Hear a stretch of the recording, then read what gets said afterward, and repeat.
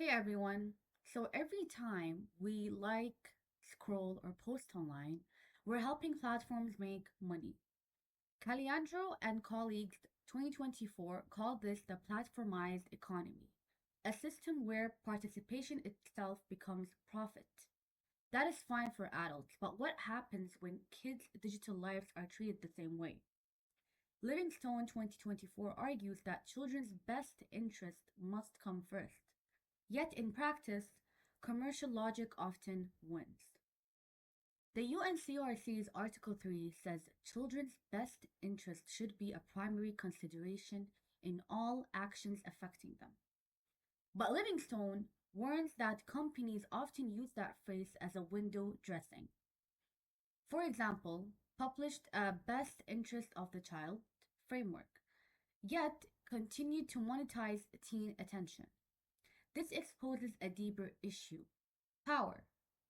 As Caliandro shows, our digital participation is labor that generates value.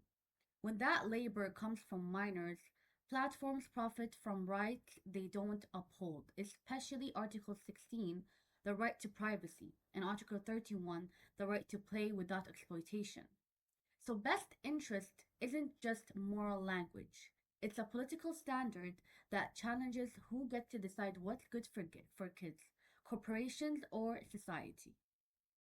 Let's connect the UNCRC articles because they don't live in isolation. Article 12 is the right to be heard. Article 13 is the freedom of expression. Article 19 is protection from harm. Together, they reveal the everyday tension online: freedom versus safety. For instance, a 14-year-old in Livingstone study said, "My friend had 8 unskippable ads. The whole video was ads." That single sentence shows how expression and exploitation can blur. Kids' creativity, their voices, dances, memes, become a data point that generate profit. As Dana Boyd 2014 argues, visibility online doesn't always equal agency. Often, it strengthens platform control. And that's where SDG 10, reduce inequalities, comes in. Not all children have equal digital power. Those with higher digital literacy can shape narratives. Others get shaped by algorithms. Platforms have a duty to close, not widen, that gap. So, what should platforms do if they truly respected the UNCRC? First, child rights impact assessments.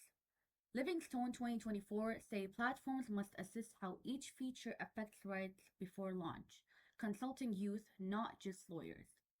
Second, privacy and safety by design.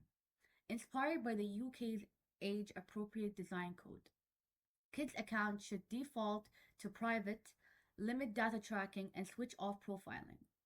3. Transparent participation. Article 12 means letting kids influence design, youth panels, feedback loops, and open explanations of algorithm choices. 4. Balance the 3 P's.